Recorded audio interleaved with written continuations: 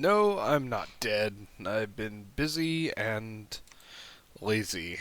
Oh, no, wrong one.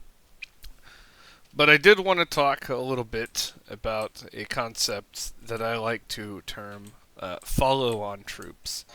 This isn't technically correct usage. Technically, follow-on troops are troops that follow on your forces after a breakthrough and exploit the breakthrough, like tanks and very fast things. But in Dominions, I talk about follow-on troops to mean these troops with, like, cavemen with very high attack stats, or very good, powerful attacks, and very shit defense stats. So they kill things very, very good, and they bonk things very, very hard. But if you throw them 1v1 against most enemies, they will do really piss because many of them will die, and at best you might trade instead of actually getting, what you want. Instead of actually getting a good kill ratio, you will just trade. So, what you do instead is you have them follow your troops on, and I'm going to go back to this battle again, but you will have them follow your troops onto the battlefield. For example, right here, they're on dis, so we have them at the back.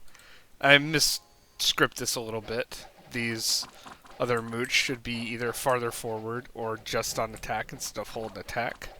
But we really want the enemy troops to be fully engaged by the time the cavemen hit them. And we take some unnecessary casualties in this battle, but you see the general,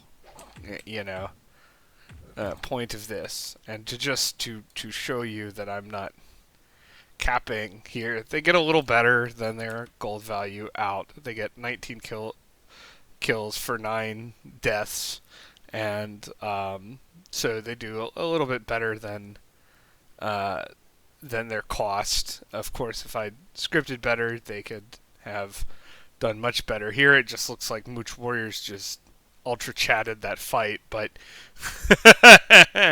probably cut that rambling. That just sucks. Now, in this battle, it's a little bit different. So, the Trogs are a very powerful troop that will cause lots of casualties. They were also the kind of troop I would consider a follow-on troop. So we are using ours correctly against indies who necessarily will use theirs incorrectly. The Trogs are going to come in, they're going to plow through our poor little mooch, and then as soon as they hit the wall of cavemen, they will instantly get fucking ethered for massive amounts of clubbing damage on their noggin, because they too are highly offensive troops with poor defensive stats. So in that battle, a much better example of how they're used. The cavemen take 2 casualties, the mooch take a bunch of casualties, the cavemen kill 9 troglodytes, which are much, much more expensive than cavemen, getting more than their value.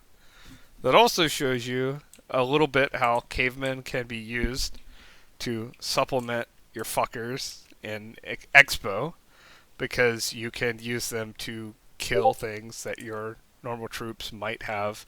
There's your obligatory Discord ping, but your normal troops might not be able to kill. And lastly, specifically with cavemen, I do mention this in my caveman video, the very low res and rec points means that you can instantly shit out 1,000,000 of them. Now, shitting them out and running them directly into the enemy's troops is usually bad, but against heavy armored expensive guys like an Abyssia, it can be good. Like, the Abyssians are paying more than the caveman for one of their troops, and you could just make 1,000,000 of them from any indie province. But even if you're not, like, fighting Abyssia, even if you're fighting someone more normal, the fact that you can just shit out this much, like, combat power and this much damage out of some, like, random nowhere province is still, like, pretty good. Yeah, this is, like, medium-high amounts of guys for a cave, you know. Let's see, do I have another caveman province? Don't think I do. But that's how that looks. So I didn't really have a conclusion planned. The end. Actually, hold on. What is that?